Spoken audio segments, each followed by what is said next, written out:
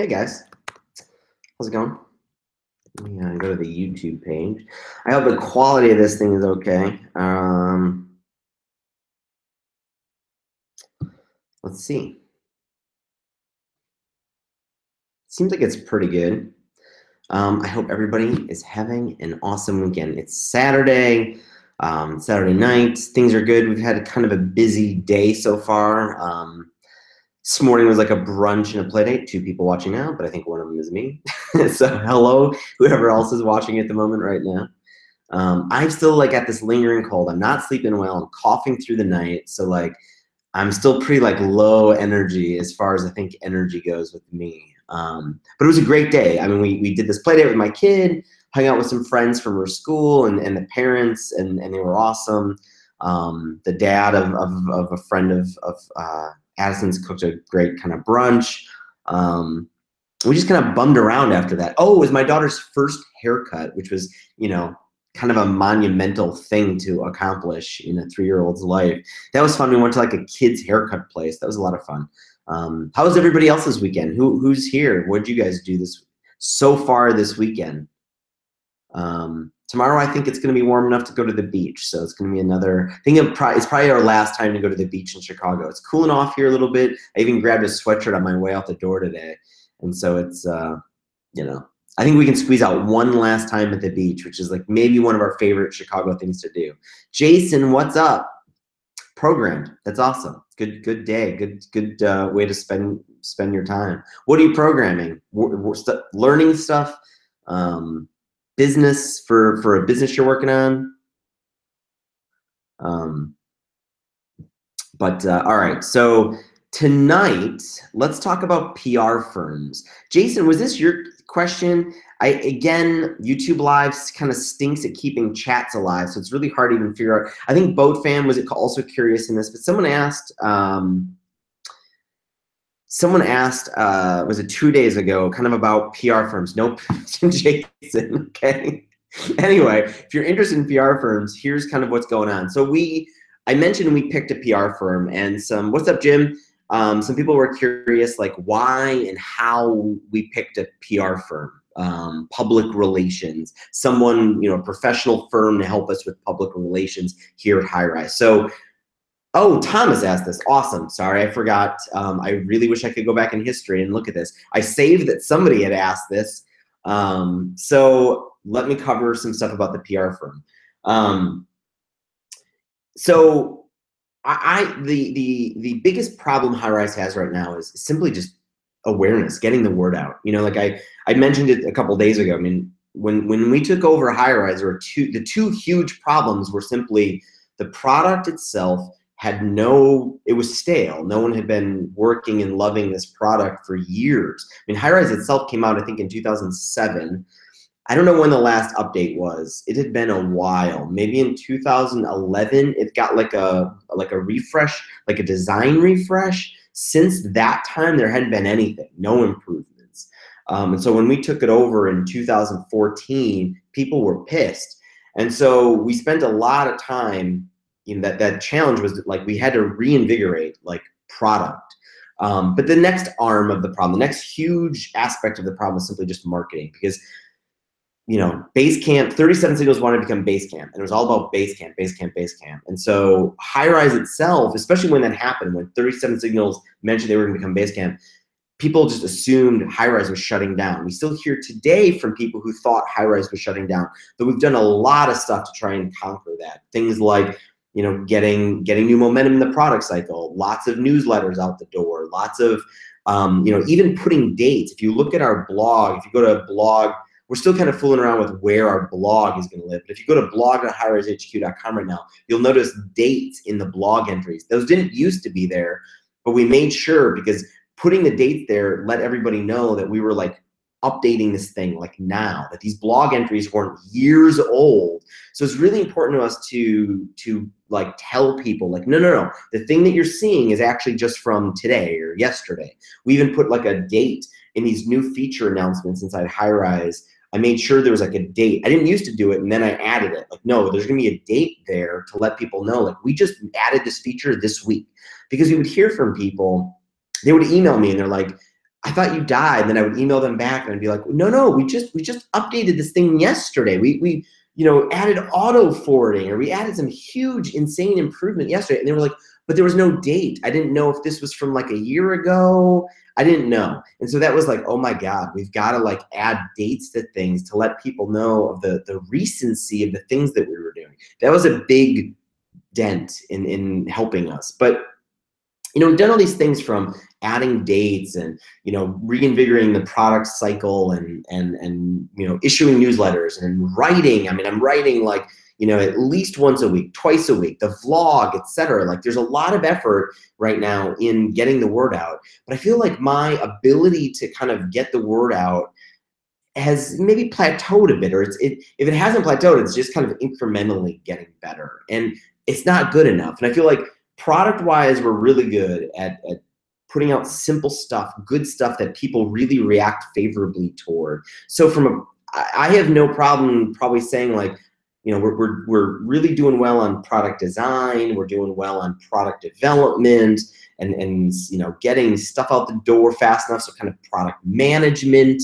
But I would say like we're not the hottest at marketing, at getting the word out. Here we are, we like launched some really interesting stuff in the last few years. Things like we have a group inbox now. Like that didn't used to exist in Highrise, a way for people to kind of share an inbox. And of course there's other tools out there, but man, inside a CRM, this is still kind of a unique thing of having like a real-time inbox that you can watch and assign stuff to. So you could throw away your help desk system. You can throw away a lot of other tools. You can stop sharing a Gmail account. Anyway, it was a big feature, and we launched it and people loved it, but like there was no press. Nobody reported on it, which was kind of sucky. We've also launched since then bulk email. We have this insane bulk email tool now, and the amount of bulk email that we send out just keeps increasing month after month after month. And no one's talked about it, right? I mean, we have a legit competitor now to like a lot of people who send out email newsletters, and we've got great delivery rates. We like clamp down on things like spam. So like if you're gonna have any kind of bounce rate or spam rate with us, it's like go somewhere else. But it gets our stuff in people's inboxes. We've got insane open rates. Anyway, nobody's covering this. Nobody even realizes we have a bulk email component inside Highrise. And so this is on me, this is on us that we're not doing a good enough job. But so how do I get better at this? I feel like I'm already pretty good at like, generating a little bit of an audience and writing stories and getting these stories to spread. But it's like, I feel like I start struggling like to get my stuff and the stuff I'm trying to build awareness around inside things like major publications. I used to write for Fast Company. The branch of Fast Company that I used to write in died. It was called Fast Company Labs. It went away. So kind of my reach inside Fast Company disappeared. I've had articles picked up by things like Huffington Post. So I write at Huffington Post, but I'm not really like, I'm just in their system, so I could write, but unless an editor kind of blesses my writing, it doesn't go anywhere. No one will see it on the front page, and I don't know any editors there. I'm in the Forbes system, so I could write an article for Forbes. That can get a little bit more traction without kind of an editor's blessing. But again, like barely anybody sees it unless an editor is like, hey, this is good. And we're going to get it on the Twitter account and everywhere else. But again, I don't really know any editors at Forbes. There's so many writers, so many things going on. So it's like part of my problem of kind of getting the word out is simply like I don't have any connections inside the world of, say, journalism. And so we started looking like, well, here we are. We have a Highrise is a multi-million-dollar in profit company. I have the money to spend on resources from designers to engineers. Why don't I start looking at hiring, professional support in marketing and PR? And so we did some interviewing. I mean, I've contemplated bringing on someone full-time, but I thought let's experiment with bringing on professionals, kind of outsource it a little bit, at least for a while. And so, the how is really, I mean, I just did interviews. Like we interviewed some people that were more like freelancers, probably a little bit more cost effective than a firm. We've interviewed some, really like top-notch firms, that do a lot of stuff, and of course are very expensive. And so it came down to a friend of mine. This isn't gonna be a review on the PR firm, so I'm not gonna mention their name right now, although, you know, like, and we just entered into this project, so I'm not a very good testimonial yet, though I'm very happy with what they're doing so far, and I can already mention something that I really enjoyed that they've educated me on. I'm not gonna say, you know, who it is. I will in a future episode. But that's not a mark on them at all. But it's just early in our relationship. But they work for a friend of mine also, and she mentioned she was getting some really great results from using a PR company. I could see the results she was getting, so it was like, okay, let's investigate this. And so, you know, we ended up going with this firm, and the reason we went with this firm versus one of these freelancers we were talking to is the firm, I think, really embraced what I want to accomplish. We weren't doing a lot of new product launches, or we weren't going to raise a Series A and really needed a big splash about the new product that was coming out. We needed to I want to create something that's a little bit more sustainable, which is, you know, like me educating people. You know, I'm not out there just to kind of tout new features that Highrise is launching. I wanna like build this audience around the things I like to teach and stories I like to tell. And they really, I think, embraced that. And they were like, yeah, you have this awesome body of content already, and it's just, we need to like raise the awareness of that. We need to make that kind of a louder microphone for you. And that's just it, right? It's like, so I'd like to get the stuff that I work on in more places. And if I can do that, I think we will build the awareness of Highrise and accomplish what we want to do. So because they got that versus some of the freelancers I talked to, they were like outlining like, oh, we could do a press release about, you know, some data thing that we figured out inside Highrise. I mean, that's not a bad idea, but that isn't like the long-term strategy. And because this PR firm really understood what I want to accomplish long-term, which is basically out teaching versus, you know, out spending on marketing, but that they want, you know, really, I want to embrace some sort of like sustainable way to teach more and more people, they landed our business. And so it was simply just interviewing people. They also were able to kind of offer advice on a lot of different fronts, not just PR, but they do a little bit of marketing on different, you know, channels. Like they could offer advice on our website, and they did right away. Like, so I will mention, I'll pick on a friend of mine, the CTO of Highrise. He's been wanting an about page forever on the Highrise homepage. You know, like he wants an about page. He thought that was a really good idea. I agree with him. Like an about page mentioning who works here, great idea. And he really wanted, because it would help with recruiting. I agree with him. But I couldn't, in my mind, I couldn't sell it as a priority to myself. There was other marketing experiments I wanted to do versus having an about page. And I don't put a new link, I don't put a new thing on our marketing site unless it passes like a test, a split test. And I've got all these other ideas that need to pass split tests.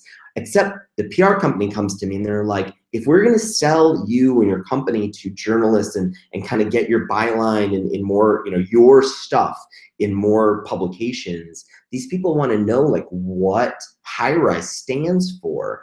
And so they really pushed me on like having an about page. And that like was like, duh, oh my God, that's why we need an about page. Not just to mention all the people who work here and for recruiting. I mean, that is a good idea too, but without the about page, we don't really have much of like a why we work here. And we don't have, if you come to Highrise and you're not here to really buy Highrise, you're here to really understand like who and why the people are working on Highrise and what we stand for, you're not gonna find it. So like Highrise is very anonymous. And so just that little bit of, if they opened my eyes to something that I went and changed. We've got a split test running now. It's got like a 22% improvement on our conversion rate. I think it's already statistically significant. So I think you'll see it in production on Monday. But it's just a link at the top of Highrise that goes to a new about page that I made that mentions why we work on Highrise, stuff that we've written, videos we've made, and who works on Highrise. And the components of that have existed in different forms. I used to have a letter of why we work on Highrise. I used to have a different page of mentioning who works here. I kind of came up with a good design, I think, finally. But this was a combination of obviously Michael pushing this, but also now this PR company really educating me of like why that was important. And because of that, like it was like, and that was in like, I think you know, kind of like a free, that was their free advice. And if that, I loved how powerful their free advice was. They got our business. So that was a big selling point from them. And I mean, that's it. I mean, right now we're doing the work. They have, it's hard for me to say, like, I mean, I don't know, the people watching this, if you have the money to pay for a PR firm, I mean, it kind of gets expensive, especially people who are as skilled as the people we're working with. Like I've, gotten projects off the ground without PR firms. I mean, you've got to like do some work to kind of start off like building an audience and spreading yourself. And you can't just buy your way out of this. But eventually I think you hit a place where you start meeting some ceilings. Like you definitely might need a little help to get through to somebody. And sometimes it isn't hiring somebody. Sometimes it's just, you got to like have some good connections. Draft got in at TechCrunch because of someone else I knew that knew a reporter at TechCrunch. And so like, yeah, like when you want to get in and get some better press for the stuff that you're doing, sometimes you're gonna have to work some connections. But if you have some money, you can kind of, buy those connections. I mean, this PR firm that we're working with, is they're friendly, and they know exactly who's writing in all these different publications, stuff that I can't say. I mean, they rattle off like, oh man, you should be talking to this product reviewer. You should be talking to, this journalist who writes about CRM constantly. I don't know these things. And I could know it, but it would take time, or I'd have to hire someone else. So it's just a natural thing. It's like you hire people to do all these other tasks, from support to design to development, because it all takes time, and one person can't always do it all when you run a company like this. So it just made sense to hire a PR company. All right, I think that's been about 10 minutes or more probably. But that's it. That's the basics of kind of how and why we got into this. And it's, it's very nuanced, and I hope that opened up some stuff for you if you're considering this. But John mentions, John Huang is in here, and he mentions PR firms equals buying relationships. In a way, yes. It's not guaranteed, right? But it does buy the ability to connect, I think, with people that they think. I don't think this PR company would have worked with us if I'm a moron. I think they recognize, like, hey, Nathan's got some interesting stuff that some of the people that we know would be interested in. So it's just really this like mutual connection, right? They realize they bring some value to the table. Their client, me, isn't an idiot, so they're not going to be embarrassed by presenting me. So yeah, in a way, you're kind of just buying a little bit of their ability to kind of connect me with other people. But again, it's not just that, it's their expertise. I mean, they saw what we were already doing wrong with our website, and they've got a lot of other great ideas. But we're still so early in our relationship. So whatever I say now is probably going to undersell them. But I've been happy with chatting with them and their work so far. So expect more news about that front soon and in the future. All right, I'm gonna end at that. Jason asks, unrelated, do people use your API? Yes, they do. A lot of people use our API, but I'll talk about that in another episode. Thomas, I hope that answered some of your questions. If you want to know more about the PR firm and I didn't answer, please, keep chatting. Let me know, and I'll be glad to answer more stuff. I hope you guys have an awesome day tomorrow. Enjoy the rest of your weekend. Thank you so much for tuning in to me on a Saturday night for most of you. And yeah, I appreciate it more than you realize. I love doing these things with you guys. So if I can be of any assistance, email me, just nate.cotney@gmail.com. And I'll talk to you again tomorrow. Bye, guys. And yeah, hit the thumbs up, spread it, please. Yeah, bye. See ya.